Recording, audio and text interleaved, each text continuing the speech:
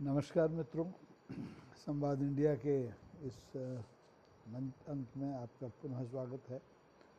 आज का जो ताज़ा विषय है वो है जातीय जनगणना। जातीय जनगणना एक ऐसा मुद्दा है जो लोकसभा चुनाव के दौरान विपक्ष ने, ख़ासतौर पर कांग्रेस और उस समय की जेडीयू जो कांग्रेस के साथ थी, उसने उठाया था। बल्कि बिहार में तत्कालीन जो सरकार थी, हालांकि उसके मुख्यमंत्री तब भी नीतीश कुमार थे, उन्होंने जातीय जनगणना प्रयोग के तौर पर करा भी दी थी। अब लोकसभा चुनाव के बाद जो भारतीय जनता पार्टी की सरकार की बैसाखियां हैं, जेडीयू और टीडीपी, इन दोनों ने भी जातीय जनगणना की मांग का समर्थन करके हमारे माननीय मुख्य प्रधानमंत्री श्री नरेंद्र मोदी को उलझन में डाल दिया है। क्योंकि भारतीय जनता पार्टी और आरएसएस शुरू से जातीय जनगणना का विरोध करते रहे हैं। वो इसे देश में जातियों का और जो जातिवाद है उसको और बलवती करने का आरोप लगाते रहे हैं। लेकिन अब उनके गले में हड्डी फंस गई है। कारण ये है कि अब तो उनके जो सहयोगी दल हैं, जेडीयू और टीडीपी, वो खुद जातीय जनगणना की मांग करने लगे हैं। यानी उनका सुर भी अब विपक्ष के सुर से मिल गया है। कांग्रेस हो, आरजेडी हो, और चाहे हमारे समाजवादी पार्टी के लोग हों, ये सब जातीय जनगणना के पक्ष में रहे हैं। यहाँ तक कि अब उत्तर प्रदेश में जो अनुप्रिया पटेल की एक छोटी सी पार्टी है, वो भी अब जातीय जनगणना के समर्थन में खड़ी दिखाई दे रही है। इसका सीधा सा मतलब ये है कि अब इस देश का मूड ये है कि जब भी आगामी हमारी जनगणना हो, जो तो वो 2021 में थी लेकिन कोविड की वजह से नहीं हो पाई, तो सरकार को वो जनगणना तत्काल करानी चाहिए और उसी जनगणना के साथ जातीय जनगणना को भी वाबस्ता अगर कर दिया जाए तो न सिर्फ विपक्ष की मांग पूरी हो जाएगी बल्कि उनके सहयोगी दलों की भी मांग पूरी हो जाएगी। देखिए, जो भारतीय जनता पार्टी के सहयोगी दल हैं टीडीपी और जेडीयू, ये दोनों शुरू से ही, मतलब जब ये गठबंधन की सरकार नहीं बनी थी तब से ही जातीय जनगणना के समर्थन में खड़े रहे हैं। टीडीपी ने तो अपने विधानसभा के चुनाव में इस मुद्दे पर ही चुनाव लड़ा और कहा कि जब भी उनकी सरकार बनेगी वो जातीय जनगणना कराएंगे। जेडीयू जातीय जनगणना आरजेडी के साथ जब सत्ता में थी तब करा चुकी है। तो अब भारतीय जनता पार्टी के सामने कोई ऐसा बहाना नहीं बचा है कि वो जातीय जनगणना के इस मुद्दे से हाथ खड़े करें। अभी तो ये भीतर खाने से खबर आ रही थी कि वो एक राष्ट्र एक चुनाव के प्रस्ताव पर बड़ी गंभीरता से काम कर रही है। लेकिन मुझे लगता है कि अब उसे इस प्रस्ताव को दरकिनार करके जातीय जनगणना के इस मुद्दे पर गंभीरता से सोचना पड़ेगा, गंभीरता से विचार करके अपना जो रुख है वो भी स्पष्ट करना पड़ेगा।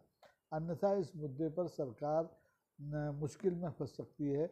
अगर भारतीय जनता पार्टी ने हठ धर्मिता दिखाई तो मुझे लगता है कि जेडीयू और टीडीपी जो अभी तक बैसाखी लगा करके मोदी जी की सरकार जो तीसरे टर्म की उसको 100 दिन पूरे करा चुकी है, वो किसी भी दिन अपने हाथ समर्थन वापस ले सकती है।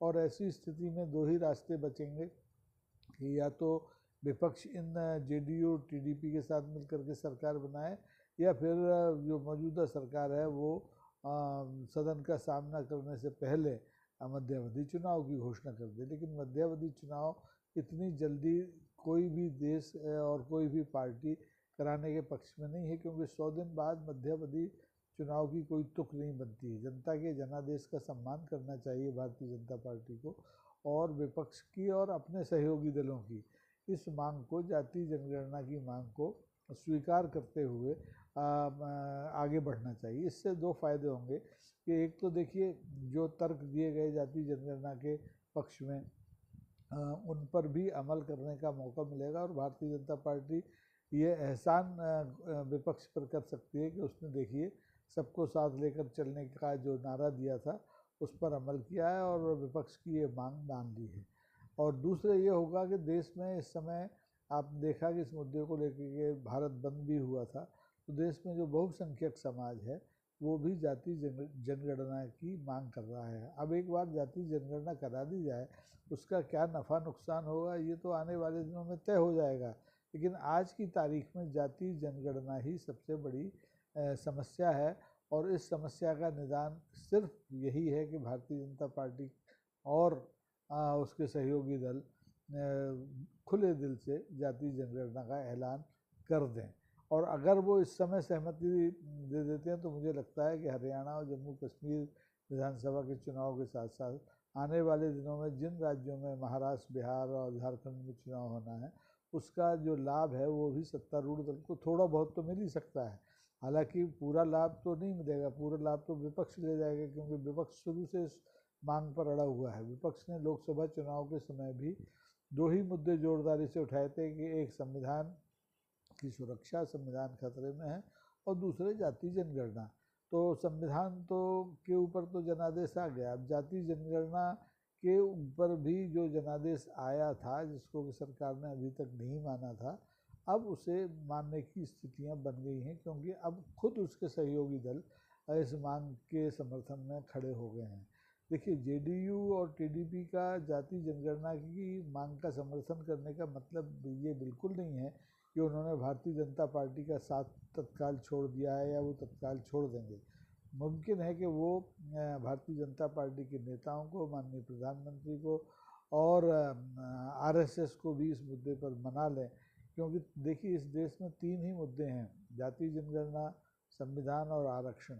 ये जो लगातार है पिछले 77 साल से किसी न किसी रूप में सिर उठाकर खड़े हो जाते हैं। आरक्षण के मुद्दे को लेकर भी अभी हाल ही में अमेरिका में जिस तरह से लोकसभा में प्रतिपक्ष के नेता राहुल गांधी ने जो बयान दे दिया कि आरक्षण समाप्त होना चाहिए, अब इस बयान की हकीकत क्या है भगवान जाने, लेकिन अगर उन्होंने ये कहा है तो फिर एक नए सिरे से विवाद शुरू हो जाता है। तो ये विवादों का सिलसिला तो अनंत रहने वाला है, इससे पार पाना बहुत मुश्किल है। लेकिन अगर सरकार अब सचमुच सबको साथ लेकर के काम करे तो तमाम सारे मुद्दों पर बात बन सकती है। जिन मुद्दों पर पिछले 100 दिनों में सरकार को मुंह खानी पड़ी या अपने कदम पीछे लेने पड़े, उन मुद्दों पर भी सरकार की मदद हो सकती है, बशर्ते कि वो जातीय जनगणना के मुद्दे पर खुला ऐलान करे कि हाँ वो भी इसके साथ हैं और वो कराएंगे। अगर ऐसा होता है तो आप ये मानकर चलिए कि इस देश में जो और तमाम सारे विवादित मुद्दे हैं उन पर भी बातचीत हो सकती है, उन पर भी सहमति विपक्ष के साथ हो सकती है, सदन का गतिरोध समाप्त हो सकता है। सदन में जो अदावत की राजनीति इस समय हमें देखने को मिलती है उससे भी मुक्ति पाई जा सकती है, लेकिन ये तभी हो सकता है जबकि सत्तारूढ़ दल दरिया दिली दिखाए। अभी तक तो ऐसा देखने में आया नहीं है, क्योंकि सत्तारूढ़ दल का जो रवैया है वो बड़ा हठधर्मी का रहा है। आप देखिए मणिपुर के मुद्दे पर वो आज तक बात करने के लिए तैयार नहीं है। वो बंगाल में जो बलात्कार और हत्या की वारदात हुई थी उसको लेकर के जो राजनीति भारतीय जनता पार्टी ने शुरू की थी उसको छोड़ने के लिए बिल्कुल तैयार नहीं है, जबकि ऐसी वारदातें खुद भारतीय जनता पार्टी शासित राज्यों में आए दिन हो रही हैं। मध्य प्रदेश हो, उत्तराखंड हो, महाराष्ट्र हो, कोई भी राज्य ऐसा नहीं बचा है जहाँ इस तरह की वारदातें नहीं हो रही हैं। और अब तो स्थिति ये आ गई है कि नहले पे दहले पड़ रहे हैं राजनीति में, जो सियासी राजनीति है, सियासत है जो इस देश की, उसमें रोज़ नहले पर दहले पड़ रहे हैं। अगर दिल्ली के मुख्यमंत्री केजरीवाल जेल से छूटते हैं और उन्हें भारतीय जनता पार्टी बेल वाला मुख्यमंत्री कहते हैं, तो केजरीवाल भी पलट के एक दहला मारते हैं, कहते हैं कि वो पद छोड़ने जा रहे हैं, और हो सकता है वो आजकल में अपना पद त्याग भी दें नैतिकता का जो तकाजा है उसके आधार पर, क्योंकि माननीय सुप्रीम कोर्ट ने उन्हें एक मुख्यमंत्री के रूप में काम करने की इजाज़त नहीं दी है। जमानत तो दी है, वो घूम फिर सकते हैं, राजनीतिक बातें कर सकते हैं, लेकिन संबंधित मुकदमे पर भी कोई टिप्पणी नहीं कर सकते और राजकाज में भी उनका कोई हस्तक्षेप नहीं रहेगा। तो ऐसे में उनके मुख्यमंत्री बने रहने का कोई मतलब भी नहीं है। और अतीत में तो ये हुआ कि भारतीय जनता पार्टी में 2003 में मध्य प्रदेश में उमा भारती को एक मामूली से मामले में उनका वारंट जारी हो गया था और उन्हें अदालत में पेश होना पड़ा था, तो उनका इस्तीफ़ा ले लिया था। लेकिन ऐसा अभी राजस्थान के जो मुख्यमंत्री हैं शर्मा जी, उनके मामले में भी ठीक वही स्थिति है, लेकिन उनसे इस्तीफ़ा नहीं लिया गया। तो सबके पैरामीटर अलग अलग हैं राजनीति में, वक्त और नज़ाकत के हिसाब से ये मापदंड बदलते रहते हैं, लेकिन राजनीति में शुचिता बहुत ज़रूरी है। और ये स्वच्छता तभी आ सकती है जब सभी लोग खुले दिल से एक तो उन मुद्दों पर बात करें जो देश के ज्वलंत मुद्दे हैं, जिनको प्राथमिकता के आधार पर सुलझाया जाना है। अन्यथा स्थिति यही होगी कि जैसे अभी झारखंड में अभी माननीय प्रधानमंत्री गए और वो वहाँ भाषण दे आए, इस झारखंड के तीन ही दुश्मन हैं, आरजेडी, कांग्रेस और झारखंड मुक्ति मोर्चा।